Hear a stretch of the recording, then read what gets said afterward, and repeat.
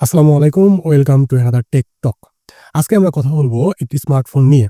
OnePlus এমন একটি company, যে কোম্পানিকে আমরা জানি ফ্ল্যাগশিপ ফোন যারা তৈরি করে বা ফ্ল্যাগশিপ কিলার তৈরি করে। মাঝখানে কিন্তু OnePlus এর ডিসপ্লে সহ বেশ কিছু টেকনিক্যাল টার্ম নিয়ে অনেক কন্ট্রোভার্সি তৈরি হয়েছিল এবং এদের এই ধরনের ফল্টের কারণে OnePlus কিন্তু বলা চলে অলমোস্ট মার্কেটের অনেক তলানিতে চলে গিয়েছিল। কিন্তু এবার তারা কিন্তু একটা কামব্যাক দিয়েছে।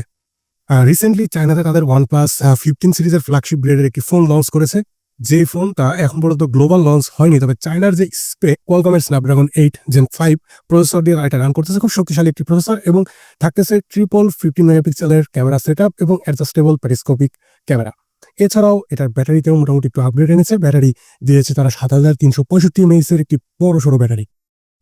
ধারণা করা হচ্ছে এই ফোনটি চায়নাতে যে ইয়েতে লঞ্চ হয়েছে টাকায়, সেটা হচ্ছে $550 $550 মতো। তবে গ্লোবাল লঞ্চে এটার প্রাইস আর একটু বাড়তে পারে।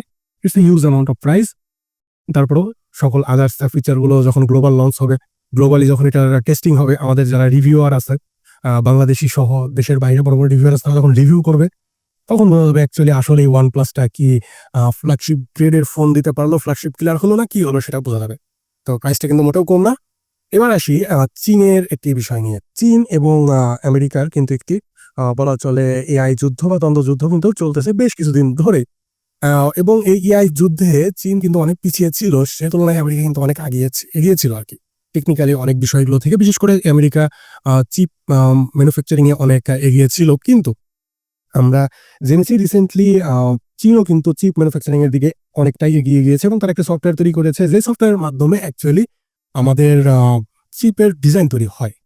তো এবার চীন এআই নিয়ে খুব জোরে সোরে কাজ করছে, কেননা এআই যাদের সবচেয়ে বেশি সমৃদ্ধশালী হবে তারাই কিন্তু এই টেকনিক্যালি এই ধরনের যুদ্ধে বা এই যে দ্বন্দ্বযুদ্ধ বা মৌলযুদ্ধ, এই যুদ্ধে কিন্তু তারাই এগিয়ে থাকবে।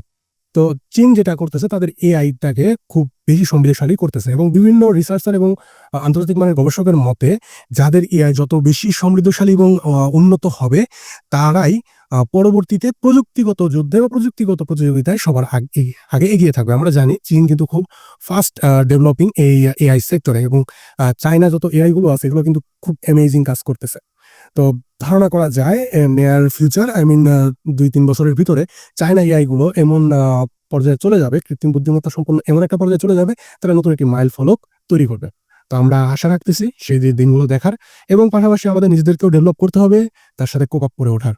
পরবর্তী ভিডিওতে দেখা হবে, সবাই ভালো থাকবেন। Till then take care. আর আমার চ্যানেলটি সাবস্ক্রাইব করতে ভুলবেন না। ফেসবুক পেজে ফলো তো মাস্ট। আল্লাহ হাফেজ।